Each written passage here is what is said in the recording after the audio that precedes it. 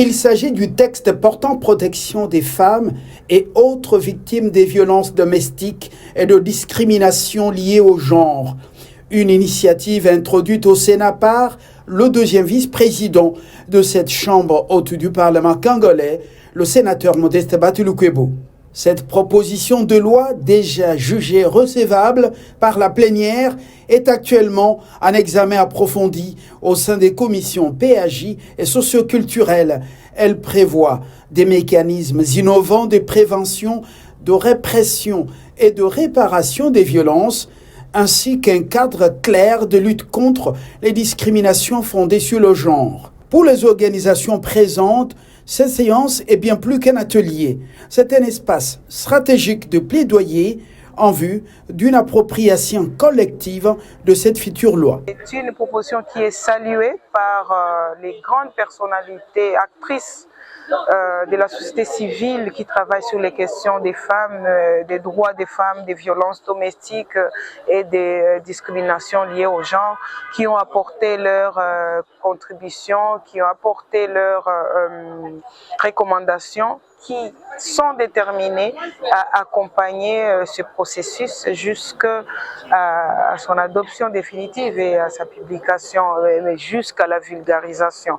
Donc, il y a des attentes qui sont de la part de l'honorable président, le sénateur Bahati, qui est l'initiateur de ce texte, dont l'appropriation, et c'est ça qui est en train d'être concrétisé. En tant que structure étatique de lutte contre les violences, je ne peux que saluer la proposition de loi.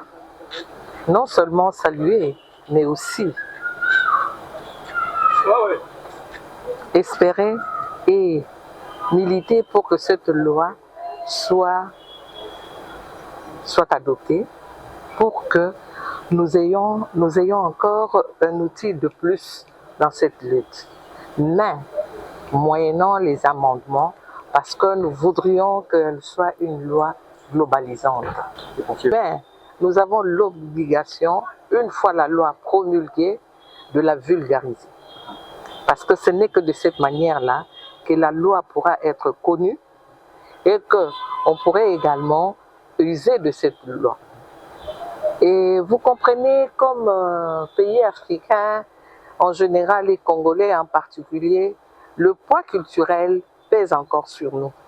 C'est là où nous devrions également sensibiliser la femme pour qu'elle arrive à dénoncer.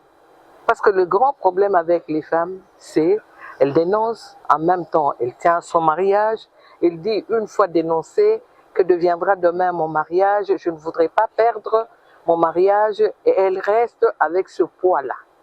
Et il y a beaucoup de violences domestiques qui se commettent, mais le poids culturel toujours étant de mise, on dit il ne faut pas dénoncer parce que c'est le Koumouya famille. Donc vous voyez que tous ces pesanteurs-là ne pourront être ôtés, si je peux dire, que par la sensibilisation et la vulgarisation.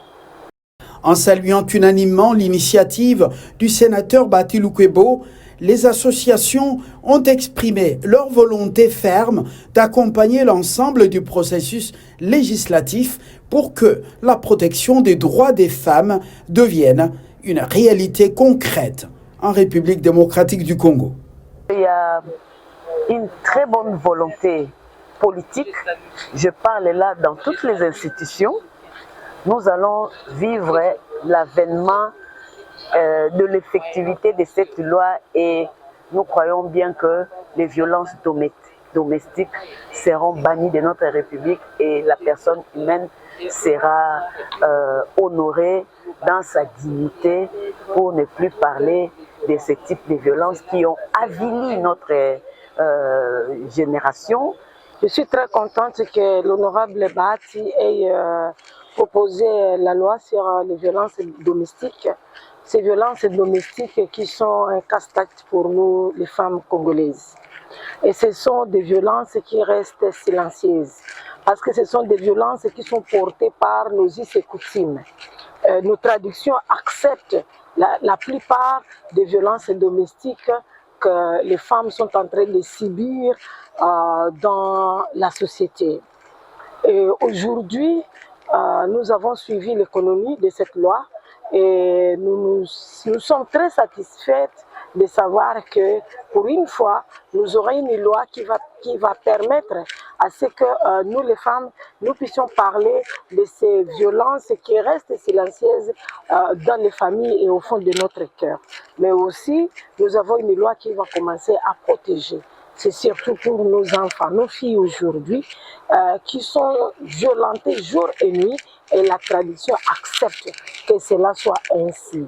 Et donc, pour moi, je dis au professeur Bahati que les femmes, nous sommes derrière lui pour cette loi, que nous commençons déjà à nous approprier cette loi avant même que ça passe, parce que c'est notre cheval de bataille. Et nous voulons que nous allons faire de sorte que toutes les femmes congolaises aient connaissance de cette loi, pour qu'il n'y ait plus une femme qui va souffrir à cause des violences domestiques et qu'il n'y ait plus une femme qui va perdre la vie à cause des violences domestiques. Quelles sont alors les innovations majeures apportées par le texte de Bahati Lukebo? En quoi sa proposition de loi pourrait-elle changer concrètement la vie des femmes victimes des violences domestiques?